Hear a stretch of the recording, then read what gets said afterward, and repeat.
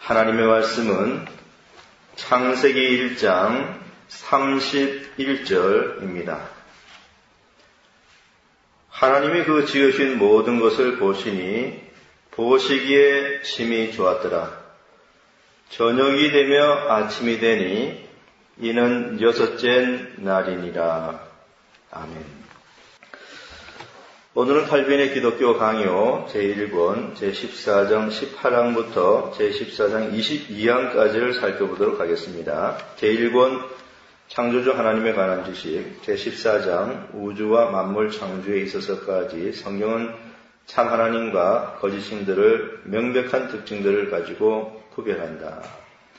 18항 승리의 확신. 하나님께서는 원하시는 대로 자유롭게 악령들을 굴복시키며, 여기 악령은 영어 원문에는 더러운 영이라고 이렇게 되어 있습니다. 더러운 영들을 굴복시키며 저들의 활동을 지배하시기 때문에, 우리가 지난 시간에 배웠죠. 마귀는 하나님께서 허용하시는 범위 내에서만 활동할 수 있다. 그런 의미죠. 저들의 활동을 지배하시기 때문에 하나님께서는 저들로 하여금 신자들과 싸우게 하심으로써 신자들을 훈련시키시고 저들을 기습하게 하시며, 그러니까 더러운 영들이 신자들을 기습하게 한다라고 했습니다.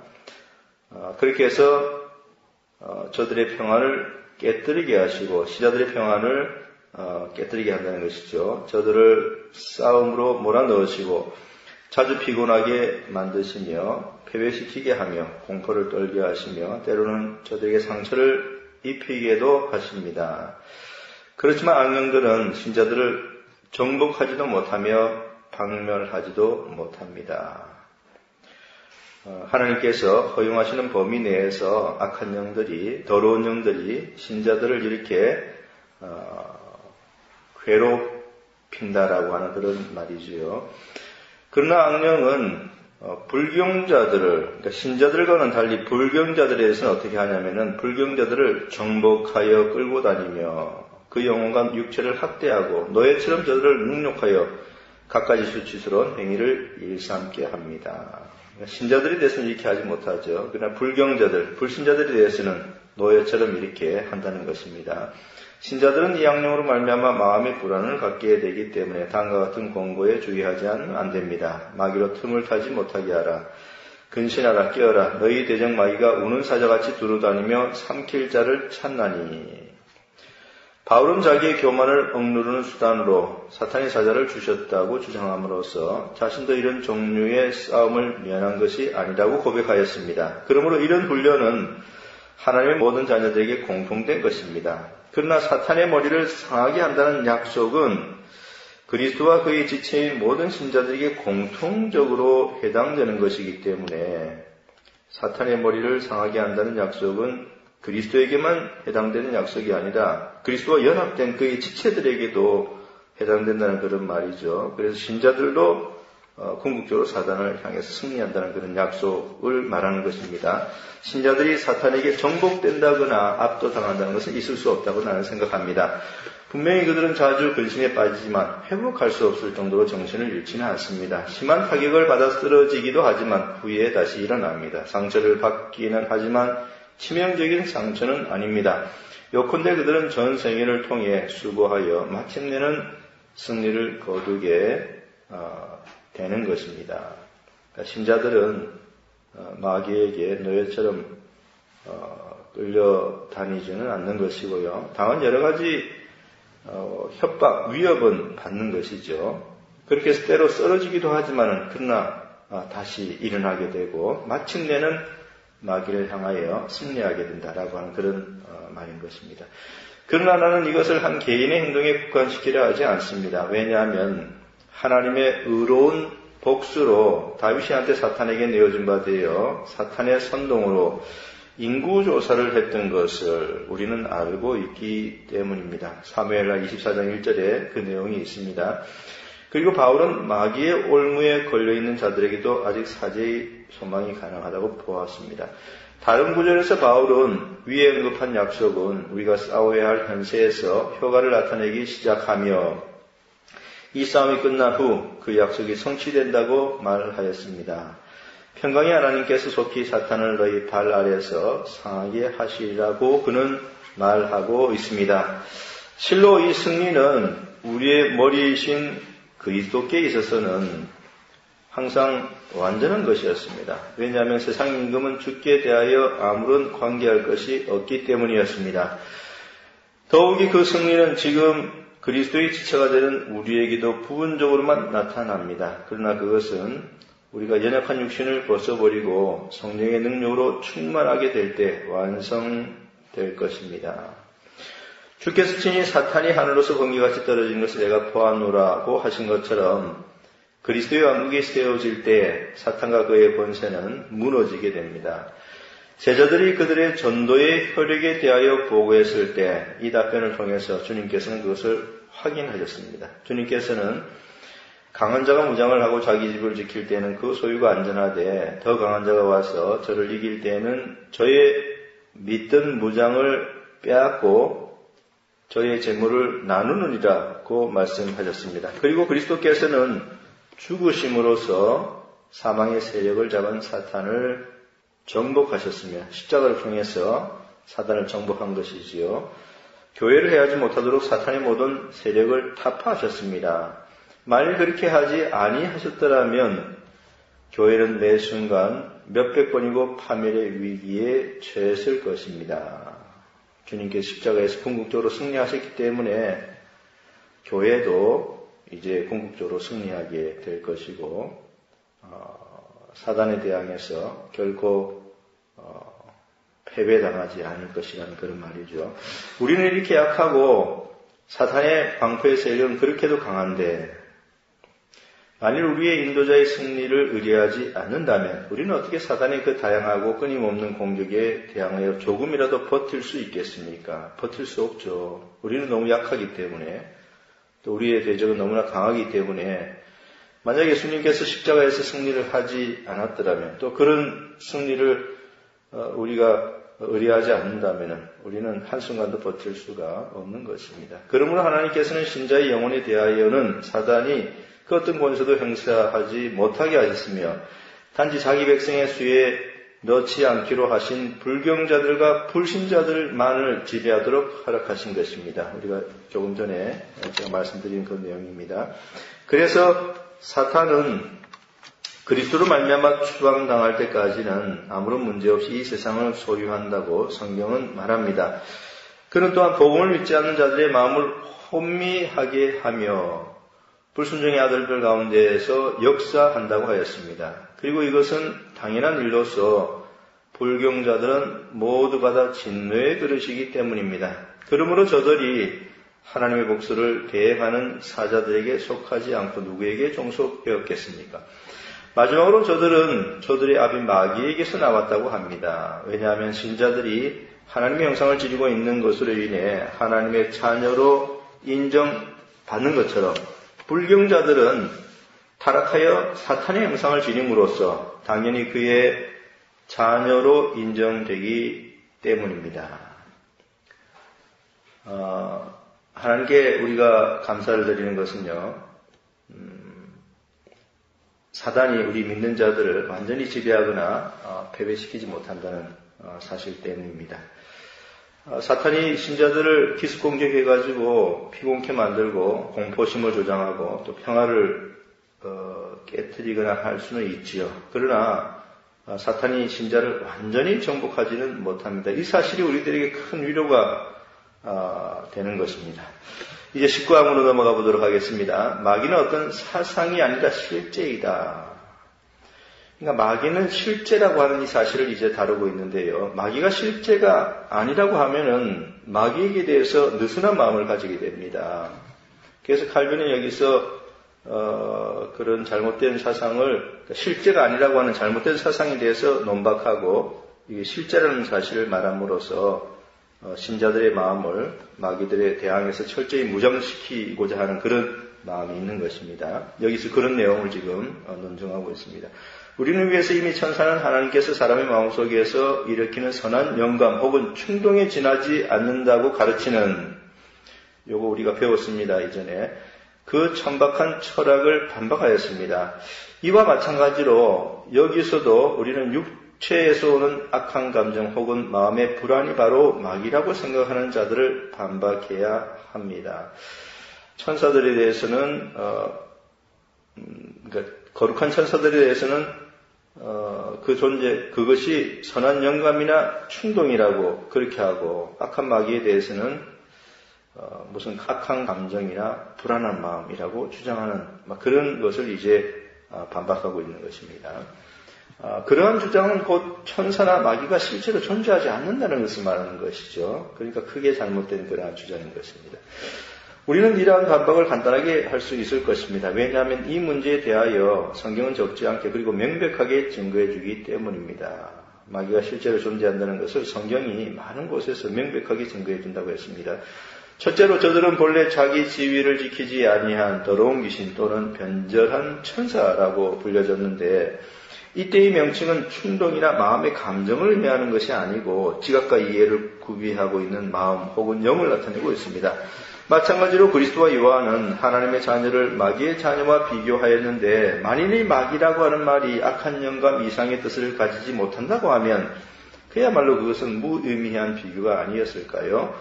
그리고 요한은 보다 명백한 말씀을 첨가하여 마귀를 처음부터 범죄함이니라고 하였습니다. 유다 역시 천사장 미가엘이 마귀와 다투라는 말씀에서 악하고 배반한 천사를 선한 천사와 대립시켜 놓았습니다.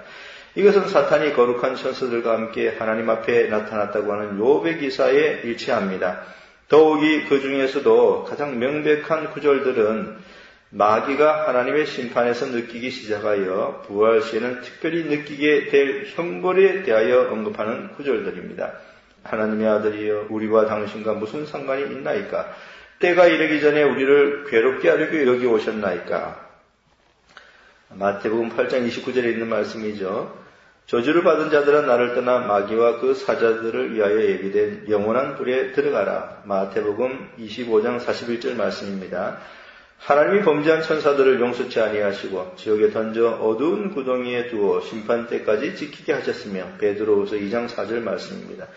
만일 마귀가 실제하지 않는 것이라면 그가 영원한 심판을 받도록 운명 지어져 있으며 그를 위해 영원한 불이 준비되어 있고 그리스도의 영광에 의해 지금 그들이 고통과 괴로움을 받고 있다는 등의 표현들은 얼마나 무의미한 것일까요?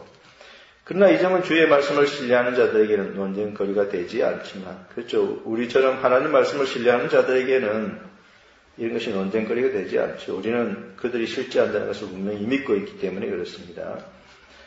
그러나 문제는 이런 것을 이 말씀을 신뢰하지 않는 자들이 있는 것이죠. 동시에 신기한 것만을 좋아하는 공상가들에게는 문제가 되기 때문에 성경의 정언은 저들에게 아무런 유익도 주지 못할 것입니다. 그러므로 나는 내가 의도한 바를 다 완수하였다고 생각합니다. 즉 불안한 마음의 소유자들이 잘못된 생각을 가지고 저들 자신과 저들보다 한층 더 단순한 사람들을 혼란케 하는 그런 현혹에 대하여 경건한 사람들의 마음을 무장시켰다는 것입니다. 그러나 누구를 막론하고 그런 오류에 빠지고서도 원수가 없다고 스스로 생각함으로써 원수를 저항하는 일에 태만하거나 부주의하지 않도록 하기 위해 이 문제에 대해 언급할 필요가 있었던 것입니다. 제가 이 항을 시작하면서 말씀드린 것처럼 마귀가 악한 감정이나 불안감 같은 단순히 그런 것이라면은 마귀가 실제로 존재하지 않는다는 그런 의미가 되는 것이죠. 만약 그런 그릇된 주장을 받아들이면은 마귀를 대항하여 싸울 일이 없게 되는 것입니다. 그래서 완전 이 마음이 무장해제되어져 버리는 것이죠. 그래서 칼빈은 마귀가 실제로 존재한다는 사실을 설명해 줌으로써 신자들로 하여금 마귀를 대항하여 마음의 무장을 단단히 하도록 그렇게 하기 위하여 이제 이런 논증을 지금까지 한 것입니다. 예, 이제 창조에 대한 부분으로 넘어가 보도록 하겠습니다. 20항부터 22항까지는 창조에 관한 영적 교훈을 다루고 있습니다. 20항 창조의 위대함과 부요함. 우리가 지금까지 마귀에 대해서 다루었는데요. 이제는 창조에 대해서 다루게 됩니다. 한편 가장 아름다운 이 극장에서 여기 극장은 우리들 눈에 보이는 천지 만물을 말하는 것입니다. 도처에 표현된 하나님의 사역을 경건하게 즐기는 것을 부끄럽게 생각지 맙시다. 왜냐하면 내가 다른 곳에서 말한 대로 어디를 보나 눈에 띄는 것은 다 하나님의 사역임을 기억하는 일, 무슨 목적으로 하나님께서 이 만물을 창조하셨는가를 경건히 명상하여 생각하는 일, 이러한 것들은 신앙을 위한 어떤 데는 증거는 아니다 하더라도 자연의 질서에 있어서 측정하는 증거가 되기 때문입니다. 이 부분은요, 크리스찬 다이제스트의 기독 강요를 참조해 보는 것이 좋겠습니다. 거기에는 이렇게 되어 있습니다. 다른 곳에서 말한 바와 같이 그것이 믿음을 위한 가장 주된 증거는 아니지만 그럼에도 불구하고 그것은 자연 질서 가운데 첫째가는 증거이므로 어디로 눈을 돌리든 눈에 띄는 모든 것들이 다 하나님이 지으신 것들임을 생각하며 또한 동시에 하나님이 그것들을 창조하신 목적에 대해 경건하게 묵상하여야 할 것입니다. 이렇게 되어 있습니다. 계속해서 보면 이렇습니다. 그러므로 하나님을 아는데 유익이 되는 것을 참된 신앙으로 이해하기 위해서 우리는 먼저 모세가 간단하게 기록하였으며 창세기 1, 2장이죠. 후에는 하나님의 거룩한 사람들, 특히 바실리우스나 암브로스와 같은 사람들이 상세하게 설명한 우주 창조사를 파악하는 것이 중요합니다. 하나님을 아는 일에 필요한 것을 참된 믿음으로 깨닫기 위해서는 여러 저자들이 기록한 창조의 역사를 살펴보는 것이 중요하다고 하는 그런 말입니다. 이 창조사에서 우리는 하나님께서는 말씀과 성령의 권능으로 하늘과 땅을 무에서 창조하셨다는 것, 이 권능으로 모든 종류의 생물과 무생물을 산출하셨다는 것, 놀라운 계열에 따라 각종의 무수한 사물들을 구별하셨다는 것, 각기 종류에 따라 거기에 적합한 성질을 주시고 인물을 정하시며 초소와 위치를 지정해 주셨다는 것, 우리들이 이런 부분들은 익히 잘 알고 있습니다. 만물은 부패하게 되어 있으나 그럼에도 불구하고 개개의 종류가 마지막 날까지 보존되도록 그 길을 마련해 주셨다는 사실 등을 배우게 됩니다. 마찬가지로 우리는 여기서 하나님께서는 은밀한 방법으로 어떤 피조물들을 배양하시되 끊임없이 그들에게 새 활력을 넣어주시고 또 어떤 피조물에게는 번식력을 주시되 그것들이 죽을 때 그 종 전체가 멸절되지 않도록 하시며 천지를 놀랍도록 장식하시되 극도로 풍부하고 극도로 다양하고 극도로 아름답게 하여 마치 가장 정교하고 동시에 가장 풍부한 장식으로 꾸며지고 채워진 웅대하며 화려한 저택처럼 하셨다는 것을 배우기도 합니다. 마지막으로 우리는 여기서 하나님께서는 인간을 창조하시고 그처럼 화려한 미와 많은 위대한 은사들로 그를 장식하심으로써 자신의 모든 작품 중에서 가장 뛰어난 표본으로 삼으셨다는 것을 배우게 될 것입니다. 하나님의 창조물 중에 가장 으뜸인 것이 사람이지요. 우주 창조를 자세히 다루는 것이 나의 목적이 아니기 때문에 여기서는 이 몇 가지 점을 반복해서 언급하는 것으로 만족하고자 합니다. 왜냐하면 내가 이미 독자들에게 경고한 대로, 영어 원문에는 경고라고 하는 단어는 없고요, 알려준 대로라고 되어 있습니다. 그러니까 내가 이미 독자들에게 알려준 대로 이 문제에 대하여는 우주에 대한 기사를 충실하게 또는 성실하게 기록한 모세와 그 외 사람들에게서 한층 더 충분한 지식을 찾는 것이 더욱 좋을 것이기 때문입니다. 22장으로 넘어가도록 하겠습니다. 하나님의 사역을 우리는 어떻게 보아야 하나?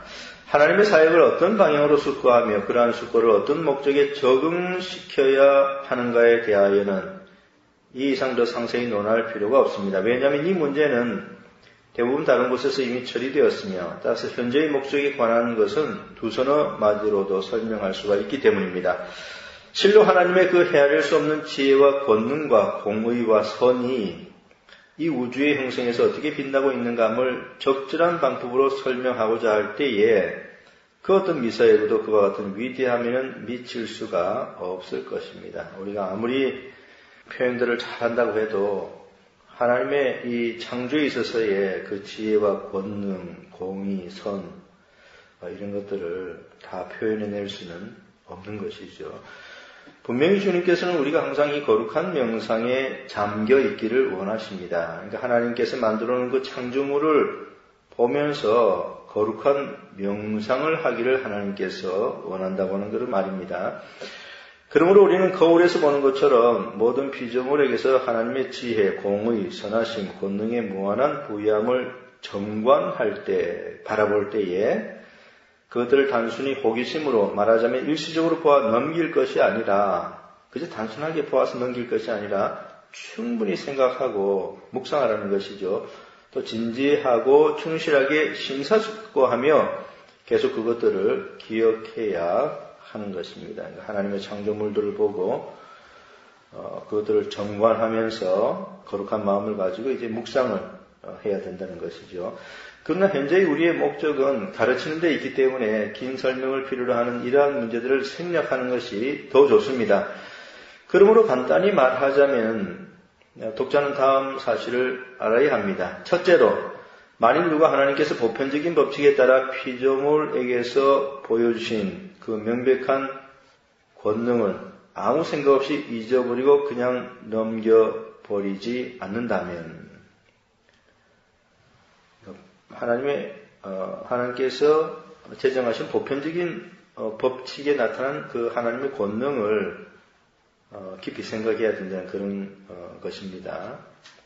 둘째로, 누가 만일 마음의 감동을 받을 정도로 그것을 자신에게 적용하기를 배운다면 그는 하나님께서 천지의 창조주라는 것을 이해하는 참된 신앙을 가지고 있다는 것입니다. 이렇게 두 가지를 이제 말을 하고 있습니다. 어떤 것도 외관상 이 이상도 아름다운 것으로 상상할 수 없는 하늘의 무수한 성군을, 별들을 놀라운 질서에 따라 배열하시고 서로 어울리게 하신 그 예술가야말로 하나님이시죠. 얼마나 위대한가 함을 우리가 생각할 때 비로소 이 법칙의 첫째 부분이 예정됩니다. 여기 이 법칙의 첫째 부분이라는 것은 바로 전에 이야기한 것처럼 하나님의 보편적인 법칙을 따라서 하늘의 별들이 위치해 있고 또 움직인다고 하는 그런 것을 말하는 것이죠. 그런 어떤 별들은 움직이지 못하도록 위치를 고정시켜 놓으셨으며 북극성과 같은 그런 별이죠. 어떤 별들에게는 한층 더 자유로운 운행을 허용하셨습니다. 그렇지만 그들이 지정된 궤도에서 벗어날 수 없게 하셨으며 모든 별들의 운행을 조정하여 별들로 하여금 낮과 밤, 달과 해, 그리고 계절을 구분하셨고 우리가 항상 보는 대로 혼란이 일어나지 않도록 날의 균차를 조절하셨습니다. 이런 부분들은 우리가 익히 잘 알고 있는 그런 내용입니다. 역시 우리가 하나님의 권능을 보게 되는 것은 그처럼 큰 덩어리를 지탱해 나아가시며 전체를 신속히 운행하는 것과 그와 비슷한 일들을 관찰할 때에도 역시 마찬가지입니다. 이상의 몇 가지 예증만으로도 우주 창조에 나타난 하나님의 권능을 아는 것이 어떤 것인가를 충분히 밝혀줍니다. 그렇지 않고 만일 내가 이 문제 전체를 설명하려고 결정하였다면 내가 이미 말한 대로 끝이 없을 것입니다. 왜냐하면 하나님의 권능에서 나오는 수많은 이적, 하나님의 선하심과 하나님의 지혜에 대한 수많은 증거는 우주에 있는 많은 종류의 사물의 수와 같으며 실로 크고 작은 모든 존재하는 사물의 수와 같기 때문입니다. 이제 마지막 22항으로 가보도록 하겠습니다. 창조에 나타난 하나님의 선하심을 숙고할 때 절로 하나님께 대한 감사와 신뢰가 우러난다. 내용은 이렇습니다. 여기에 법칙의 둘째 부분이 남아있는데 바로 21항에서 두 가지를 이야기했는데 이제 두 번째 부분을 말하는 것입니다. 이것은 신앙과 보다 밀접하게 관계되어 있습니다. 그것은 하나님께서 우리의 유익과 구원을 위해서 만사를 제정해 놓으셨다는 것을 인식하는 동시에 하나님의 권능과 은혜를 우리 자신과 우리에게 주신 큰 은사에서 느끼며 그리하여 하나님을 신뢰하고 하나님께 기도하며 하나님을 찬양하고 하나님을 사랑하도록 노력하는 것입니다. 바로 조금 앞에서 지적한 대로 하나님께서는 인간을 위해 모든 것을 만드셨다는 사실을 창조의 순서를 통해 스스로 보여주셨습니다. 인간 창조를 맨 마지막에 했죠. 다른 모든 사물들을 먼저 하고 인간 창조를 맨 마지막에 했다는 것은 인간을 위해서 모든 것을 먼저 만들어 놓으셨다는 그 하나님의 자상한 배려를 의미해주고 있다는 것입니다. 왜냐하면 하나님께서 우주를 창조하실 때 엿새 동안 창조하신 것은 의미가 없는 것이 아니기 때문입니다. 물론 하나님으로서는 창조의 모든 세부적인 것들을 동시에 또는 단순히 완성하신다는 것이 그런 점진적인 과정을 통해 완성하시는 것에 비해 조금 더 어려운 일이 아니었습니다. 하나님께서는 천지 만물을 단 한순간에 완성하실 수도 있죠. 그러나 그것을 엿새 동안 나누어서 만드셨는데요. 그렇게 엿새 동안 나누어서 진행하신 것에도 의미가 있다라는 것을 칼빈이 여기서 말하고 있는 것입니다.